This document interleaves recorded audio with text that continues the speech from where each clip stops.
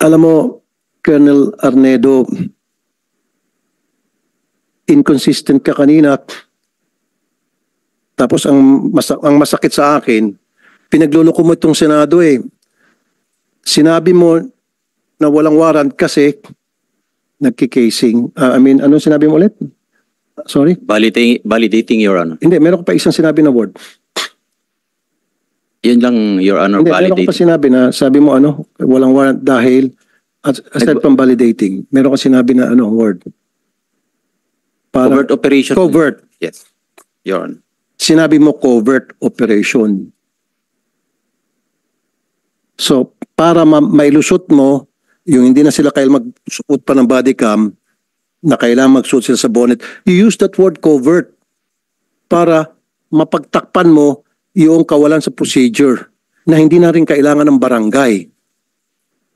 Di ba? Ginamit mo yun eh. Akala mo mautakan mo tong Senado. No, Colonel, huwag kami.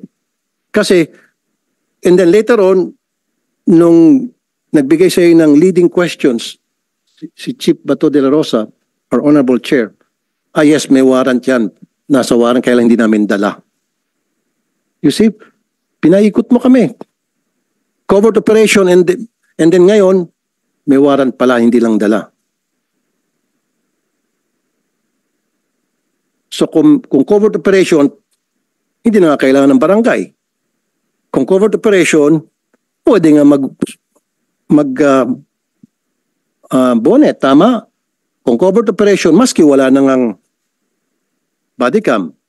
Pero tatanungin ko si Attorney Bernardo, for the sake of argument, covert operation,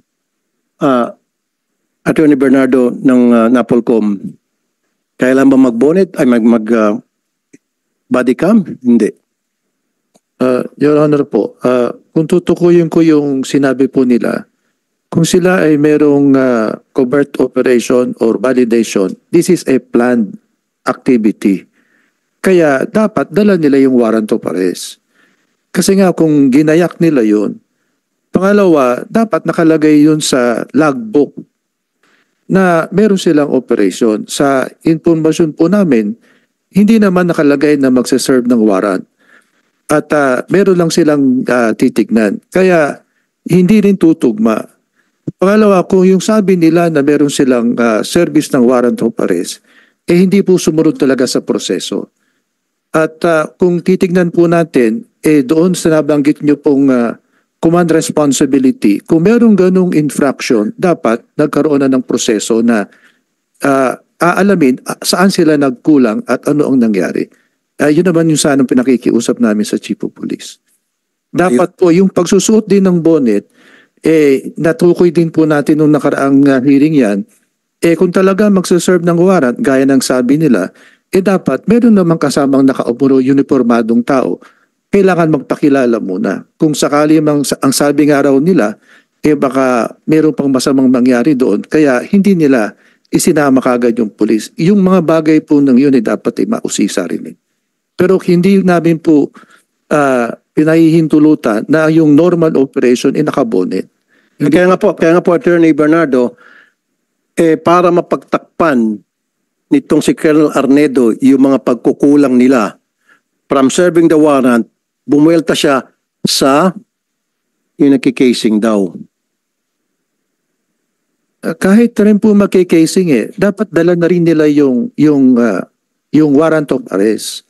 Kasi nga, yun kasama sa mga gamit nila na para makapagpatunay na lihitimo yung kanilang casing operation. Kasi operation pa rin po yun na nakaplano pa rin yun na meron pa rin documentation din po dapat yun. Dala dapat nila yun. So in short, Attorney Bernardo ng NAPOLCOM, meron talagang infraction doon, meron talagang mga lapses doon.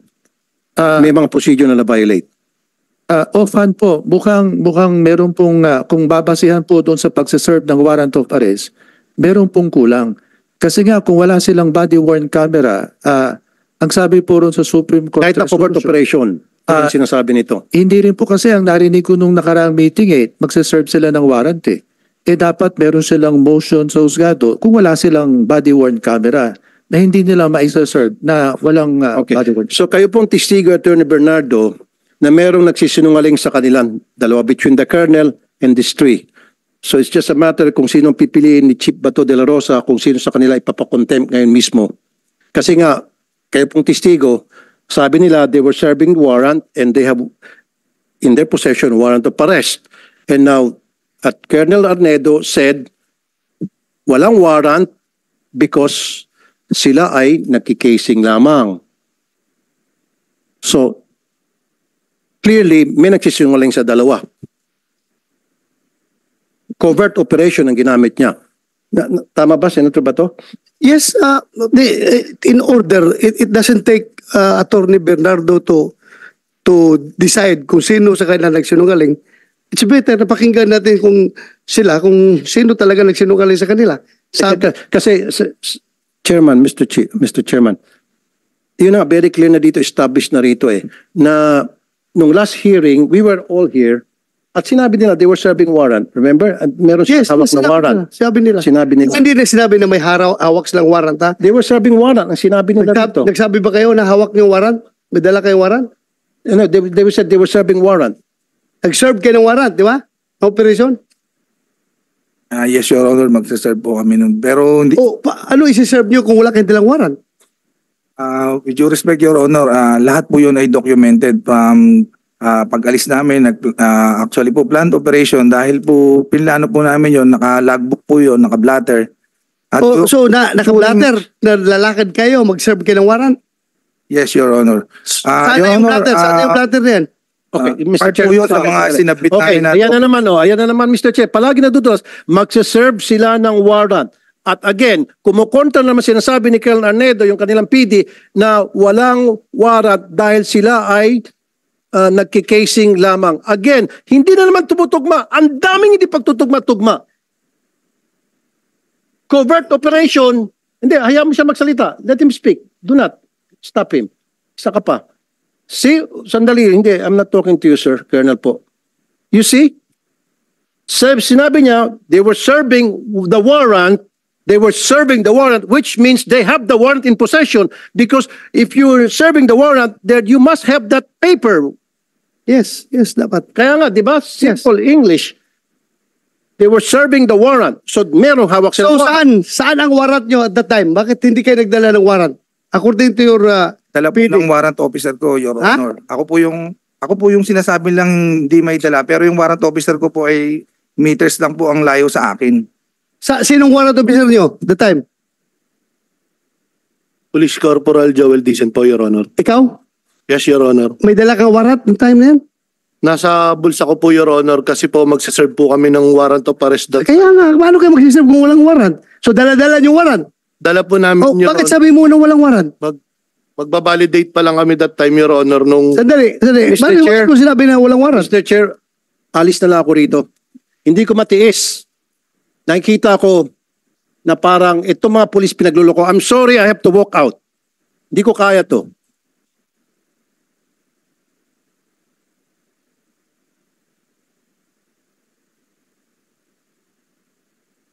Dahil patuloy tayo, tuloy. Sabi mo walang warrant. Sir, based dun sa report, sir, pagbabalidate nga sila, ang warrant of arrest is nasa warrant officer, sir, which is not part of the validating team. Yung nga, dapat pinintindi nyo kasi ni Tortolpo na ang may hawak ng warrant, yung warrant officer. Ay, sir. Sila, intelligence officer, nagsusurveillance sila kung nandoon yung subject. Di ba? Yes, sir. Kasi pag-serve ng warrant, siya na magsiserve ng warrant. Yes, Your Honor. Naintindihan ko kayo. Naintindihan ko kayo. Yung procedure na yan, ginagawa ko yan nung panahon ko. Ganun man talaga. Magsiserve ka ng warrant. Alangan naman magsusurveillance na ka-uniforme. Bulabog na kayo. Layas na yung subject niyo kung naka-uniforme. Ganun lang yun. That's one.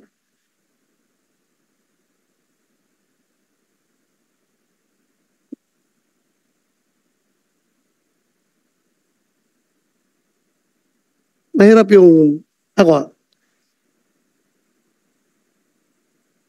The worst thing na sabihin sa akin, binibibaby ko kayo. Ay hindi ko matanggap-tanggap yan na binibaby ko. What's the use of me being the chairman of this committee kung ibibi ko kayo? For the record, wala naman sigurong makapagsabi dyan na sinong pinakamaraming na-contempt na pulis dito sa Senado? Kaninong komite pinakamaraming na-contempt na pulis at saka mga witnesses? Ako. Kaya wala akong pakialam kung sino kayo, kung dati ko kayong tao, basta kamali kayo, mamalasing kayo sa akin. Pero pag kayo naman gumagawa ng tama, hindi na ako papayag na wawalang hiyain kayo. Di ba? Fair lang tayo dito. Fair. Ayaw kong sabihin, porque dati akong pulis, bibibihin ko kayo? No. Record shows. And record will vindicate me na ako ang pinakamaraming pinakulong na pulis dito sa Senado. Ako ang pinakamarami. Pero record shows also, kapag nakita ko na ang pulis ay totoo ang sinasabi, ay, by all means, dipinsahan ko rin yung pulis. Di ba? Bakit naman wawalang hiyain yung pulis kung dapat hindi dapat wawalang hiyain? Ganun lang ako, fair lang ako dito. Wala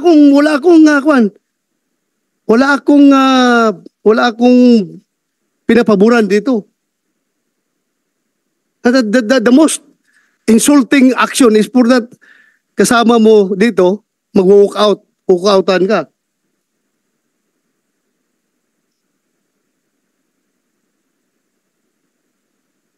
Anyway, that's his prerogative.